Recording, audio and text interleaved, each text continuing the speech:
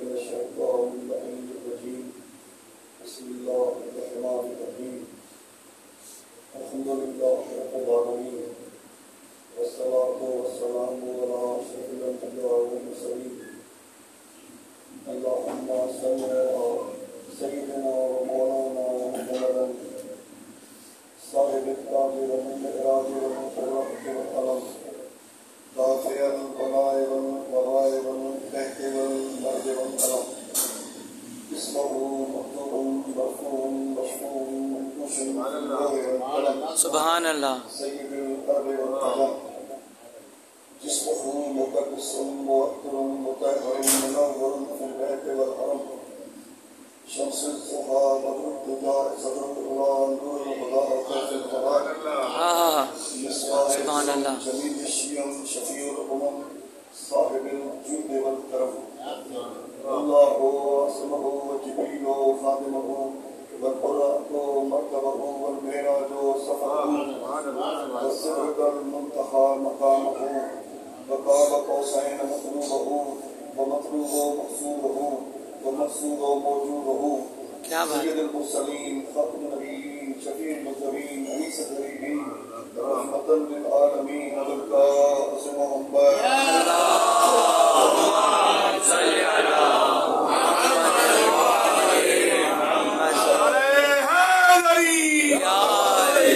والصلاة والسلام على آله الطيبين الطاهرين المحسنين أما بعد فقد قال امام جعفر الصادق علیہ السلام فی زیارت وارثہ السلام علیک یا وارث آدم صفوت اللہ السلام علیک یا وارث نوح نبی اللہ السلام علیک یا وارث ابراہیم خلیل اللہ السلام علیک یا وارث موسیٰ کلیم اللہ السلام علیک یا وارث عیسیٰ روح اللہ السلام علیک یا محمد الحبیب اللہ صلوات پڑھیں محمد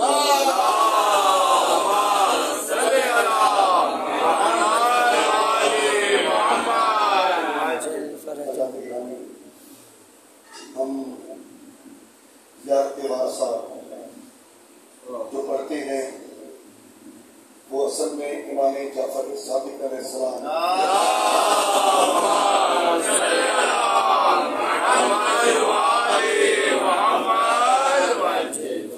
زبان سے نکلے ہوئے الفاظ آپ اتنے خوش نصیب ہیں. ہم دنیا میں بہت سی باتیں کرتے رہتے ہیں مگر جو امام کی زبان کو مس کرتے ہوئے جو لفظ نکلے وہ جب آپ دہراتے ہیں تو تصور کریں کہ آپ امام کے لفظوں کو استعمال کر رہے ہیں. تو ان خیالات میں ان جو کیفیات میں جا کے سوچیں کہ آپ کتنے خوش نصیب ہیں.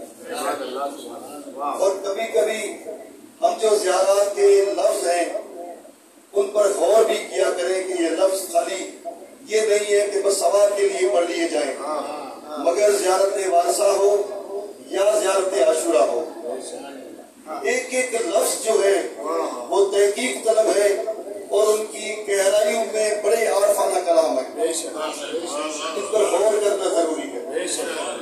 ہم جو کہتے ہیں السلام علیکم یا وارث آدم صفوت اللہ اے آدم کے وارث اے حضرت نوح کے وارث اے حضرت ابراہیم کے وارث اے حضرت موسیٰ کے وارث اے حضرت عیسیٰ کے وارث تو کبھی ہم نے غور کیا ہے کہ وارث کس چیز کا ہوتا ہے؟ سبحان اللہ. لوگ جب دنیا چھوڑتے ہیں تو ملکیت چھوڑ کے جاتے ہیں ان کا ورثہ ہوتا ہے ان کی ملکیت چاہے وہ خاندان میں بڑھتی ہے یا وصیت نامہ ہوتا ہے اس طرح بڑھتا ہے. تو حضرت آدم کوئی ملکیت چھوڑ گئے تھے حضرت ابراہیم کوئی ملکیت چھوڑ گئے تھے جس کے وارث حسین ہے حضرت نوح کوئی ملکیت چھوڑ گئے تھے نہیں کوئی ملکیت نہیں چھوڑ گئے تھے. یہ انبیاء کی سب سے بڑی ملکیت یہ ہے کہ وہ باکمال تھے. سبحان اللہ. کمالات دکھا کے گئے وہ کمالات چھوڑ کے گئے. تو ہم جب کہتے ہیں کہ اے ابراہیم کے وارث اے موسیٰ کے وارث تو ہم یہ کہتے ہیں کہ انبیاء کے کمالات کے وارث تم پر ہمارا سلام.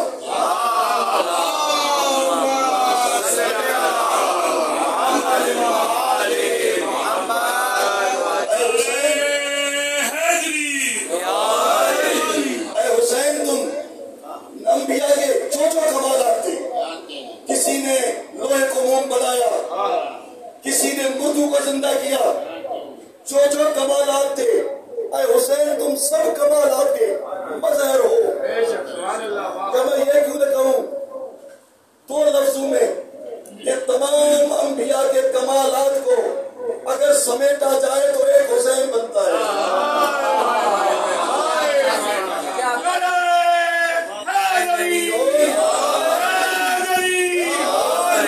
तमाम अंबिया के कमालात का मरकज़ और महवर और नुक्ता कमाल जो है वो हुसैन इब्ने अली है।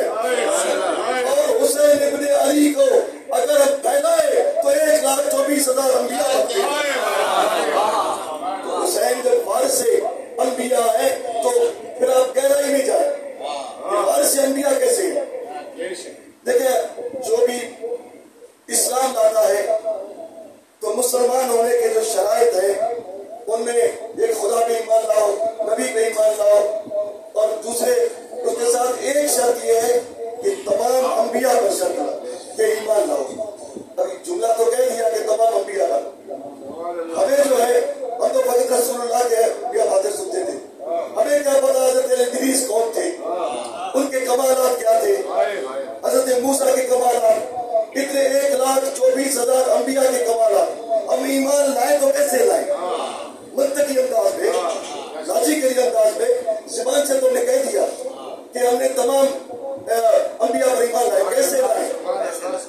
नहीं ला सकते कि हमारी 50-60 साल उम्र, 70 साल, 80 साल, उनमें अगर हम दावत फिक्र दे रहा हूँ अहले इल्म, छोटा आदमी हो अहले इल्म के लिए जो थोड़ा सा इल्म है कि अगर हम ईमान लाते हैं तो 1,24,000 अंबिया की हमारे पास जब सवाल याद नहीं है और उनको हम ईमान एक एक अगर जिक्र भी करें, फिक्र भी करें तो हमारी उम्र छोटी है।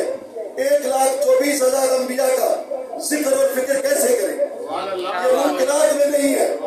इसीलिए हमारे ईमान का तकाजा ये है, हम मुसलमान हैं, हम इस्लाम के पैरोकार हैं, तो फिर हम उन सबको मुज्तबा करें तो कैसे करें? तो फिर वो वारिस अंबिया हुसैन है, उसको समझ लिया तो समझो हजरत इब्राहिम को भी समझ लिया, हजरत मूसा को भी समझ लिया, हजरत इदरीस को समझ लिया। तमाम अंबिया को समझने के लिए एक हुसैन को समझना जरूरी है।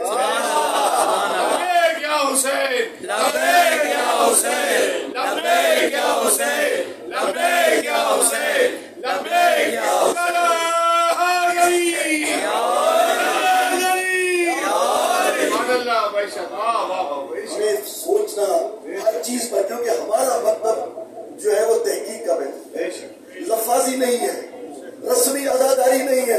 सवाल मिलेगा लेकिन गहराई में जाए, जन्नत तो वो देने वाले हैं, लेकिन बात यह है कि मैं कहा करता हूँ तो जन्नत के सरदार है।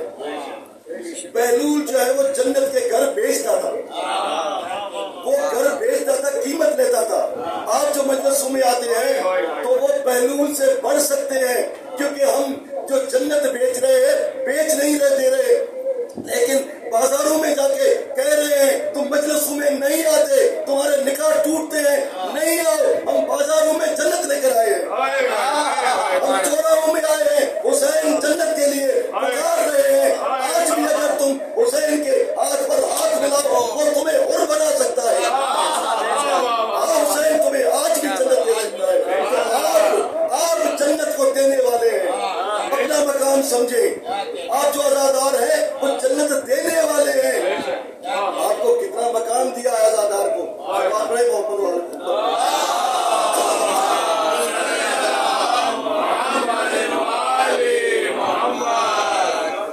ख्वाजा मोइनुद्दीन ने जो जुमला कहा था वो यूनिवर्सल है, हर दौर का है। हर मुफक्कर ने अपने अपने हिसाब से उसकी तशरीह की है। कभी हमने सोचा है जो ने कहा सरदाद नदाद, हालांकि अमली तौर पर जो कीमती चीज है उसके मुकाबले में कम कीमती चीज को दिया जाता है। तो अगर सर जो है वो ज्यादा कीमती है, हाथ कम कीमती है, प्रैक्टिकली तो हुसैन इब्ने अली को हाथ दे देना चाहिए था, सर बचा देना चाहिए था। क्यों हाथ ने दिया और सर दे दिया?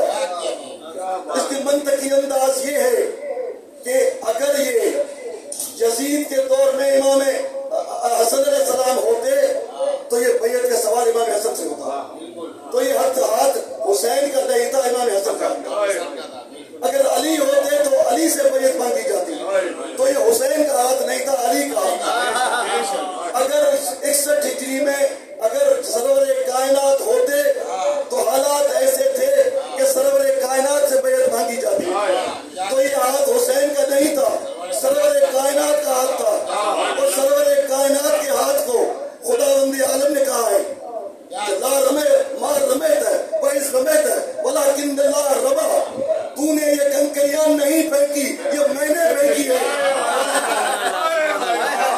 मैंने फेंकी है। यदुल्लाह फौका ऐदीहिम, तेरे हाथ के ऊपर मेरा हाथ है। तो अगर मोहम्मद मुस्तफा बैयत करे तो मोहम्मद मुस्तफा बैयत नहीं कर रहे हैं, खुदा बैयत कर रहा है। तो ये हाथ हुसैन का नहीं था, वो खुदा का हाथ था, खुदा का हाथ था। इसीलिए हुसैन इब्न अली के सामने एक अपनी जिंदगी थी, अपना सर था, एक खुदा की मैदानियत थी, खुदा का हाथ था। यजीद ये नहीं कह रहा था कि मैं मोहम्मद रसूलुल्लाह हूँ, वो कह रहा था मैं मालिक अल मुल्क हूँ। अगर हुसैन बैयत करते तो इसका मतलब यह कि खुदा ने बैयत की कि यजीद तू मालिक अल मुल्क है। इसीलिए ये हाथ इतना कीमती था, ये हुसैन का हाथ नहीं था, ये खुदा का हाथ था। इसीलिए सर हुसैन का था, हुसैन ने सर दे दिया, खुदा का हाथ बचा लिया।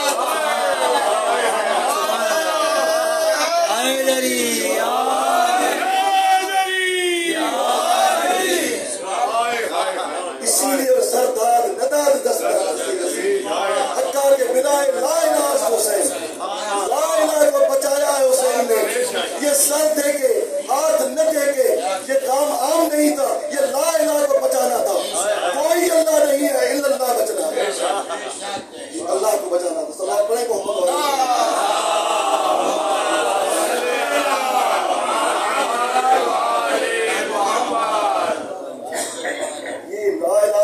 का लफ्ज ये छोटा सा लफ्ज है, दावत फिक्र दे रहा है। यहाँ पर होता है कि जल्दी जल्दी खत्म करो, इसीलिए मैं ज्यादा नहीं बोल सकता। मौजू बहुत बड़ा है, ये मेरे पूरे अशरे का मौजू है।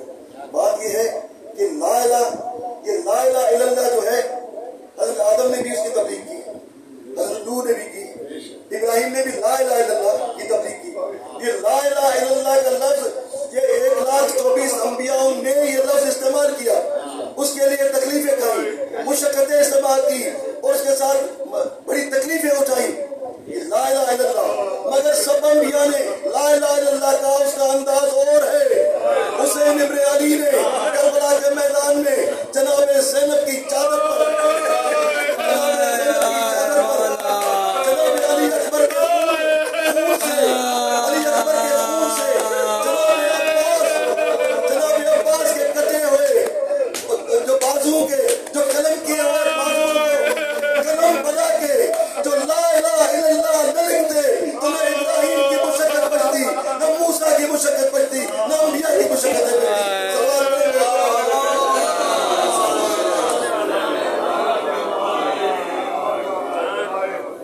और हुसैन इब्न अली ने इस काम को आगे बढ़ाने के लिए शरीकतुल हुसैन जनाब ज़ैनब को काम सौंप दिया।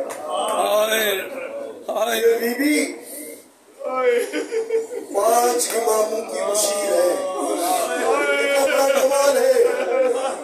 जनाब ज़ैनब 5 इमाम, मासूम इमाम, इमाम अली अलैहिस्सलाम की भी मुशीर, इमाम हसन की भी मुशीर, इमाम हुसैन अलैहिस्सलाम की भी मुशीर, सैयद सज्जाद के करबला से शाम तक हर वक्त इमाम जो है वो मशवरा देने वाली जनाब ज़ैनब, और मोहम्मद बाकर जो इमाम है उसकी भी मुशीर। तो जनाब ज़ैनब का कितना कमाल है कि उन्होंने किस तरीके से हुसैन को बचाया। हुसैन ने तमाम अंबिया को बचाया और जनाब ज़ैनब ने उस हुसैन को बचाया। अल्लामा ज़ैदी से किसी ने पूछा, नबियों ने इतनी तकलीफें उठाई, किसी की मजलिस नहीं होती, किसी का जुलूस नहीं होता, ये इमाम हुसैन की मजलिस क्यों होती है? क्या जवाब दिया अल्लामा ज़ैदी ने? उन्होंने कहा कि सिर्फ इसलिए कि किसी नबी को ज़ैनब जैसी बहन नहीं मिली, ये फकत हुसैन इब्न अली है जिसे ज़ैनब जैसी बहन मिली है। यही बात है कि हमारे उलमा लिखते हैं और बयान करते हैं कि हर जुम्मे की रात तमाम अंबिया करबला आते हैं, रोज़े हुसैन पे आते हैं, सरवर कायनात मौजूद होते हैं।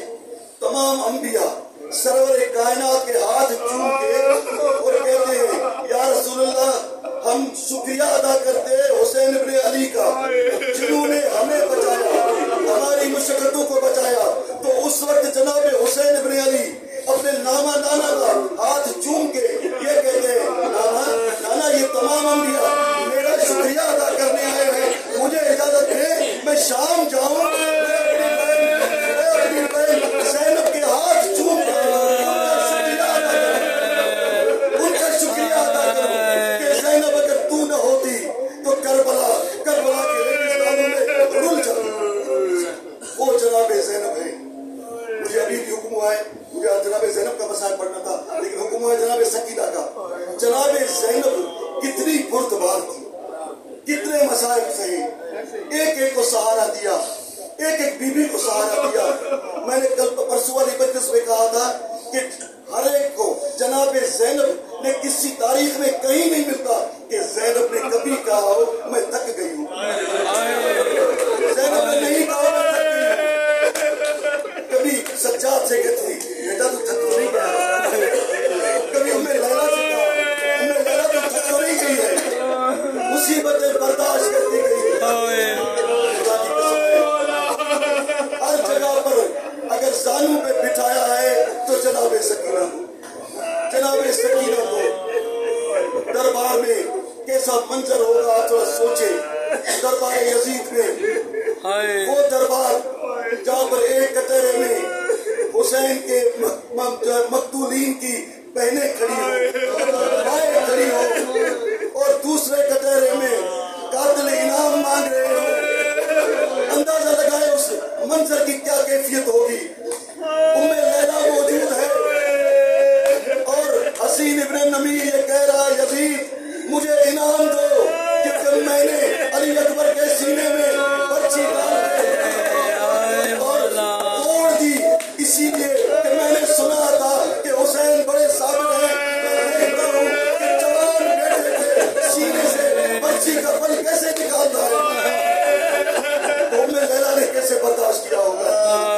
رباب موجود ہے اور حرملہ کہہ رہا ہے مجھے بڑا انعام دے کہ میں نے اصغر کو ووٹ دی جو جنگوں میں استعمال نہیں ہوتا تھا، ہمیں رباب نے کیسے برداشت کیا ہوگا۔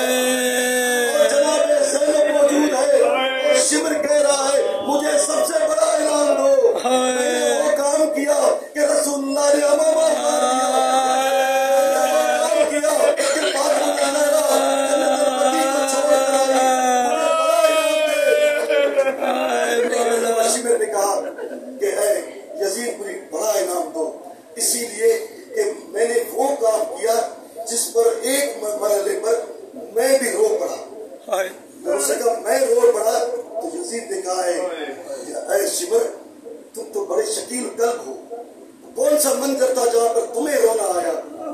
کہتا ہے یزید سب بیٹیاں کھڑی ہے، اندازہ لگا کہ جو وہ منظر بتا رہا ہے، کہتا جب حسین زین سے زمین پر آئے مجھے حکم ہوا کہ جا کے حسین کا سر جو ہے گرم کرو، میں قریب آیا، میں نے دیکھا کہ حسین کے سینے پہ ایک چھوٹی بچی جو ہے وہ بیٹھی ہوئی ہے، حسین اس سے باتیں کر رہے ہیں۔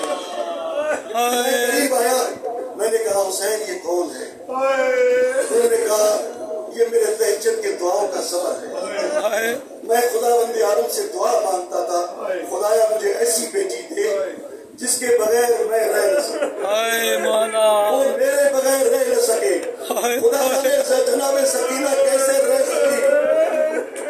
ایک دفعہ شمر نے کہا میں نے کہا کہ حسین تم اسے اٹھاتے ہو یا میں اٹھاؤں؟ تو امام علیہ السلام نے اس بچی سے کہا کہ سکینہ یہ بڑا ظالم ہے، تم چلی جاؤ، یہ بڑا ظالم ہے۔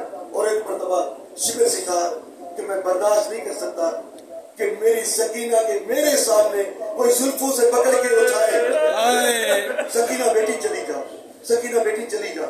ایک مرتبہ جناب سکینہ نے جناب حسین کے سینے کو چھوڑا، اللہ چند قدم آگے بڑھ کے سکینہ نے پیچھے دیکھا کہ شمر امام حسین کے سینے پہ سوار ہے اور ہاتھ میں خنجر ہے، اللہ آپ سب صاحب اولاد ہے، چھوٹی چھوٹی بیٹیاں ہیں۔ علامہ زیدی نے کہا ہے کہ خدا کو نرینہ اولاد دے لیکن دعا کرو کہ کم از کم خدا کو ایک بیٹی ضرور دے، ایک بیٹی ضرور دے۔ بیٹے سین کی زینت ہوتے ہیں، بیٹے جب سین میں چلتے ہیں تو سین سج جاتا ہے، لیکن بیٹیاں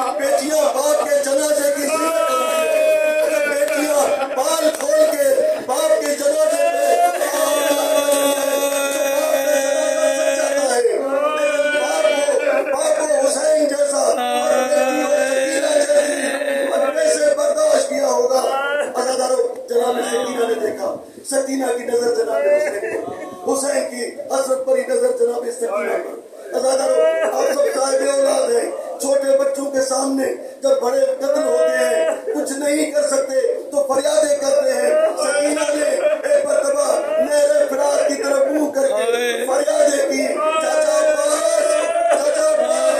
भाई अली अकबर, भाई अली अकबर, आप मेरे बाबा को कत्ल करते हैं, मेरे बाबा को बचाओ। मज़ादार शिमर बता रहा है। कहता थोड़ी देर के बाद सकीना मेरे करीब आई। फिर सकीना ने जो लफ्ज कहे, मैं शकील कल्ब हूँ मगर मैं बर्दाश्त नहीं कर सका, वो आई और आके कहती है, बाबा बाबा इसको कहो मैं तुम्हारे काम में मुदाखलत नहीं करती। बाबा मैं मुदाखलत नहीं करती, बाबा ये अपना काम तमाम कर दे। जब आपको ज़बह करके कत्ल करके चला जाएगा, फिर उसके बाद मैं किसी चौराहे पे जाके खड़ी हो जाऊँ।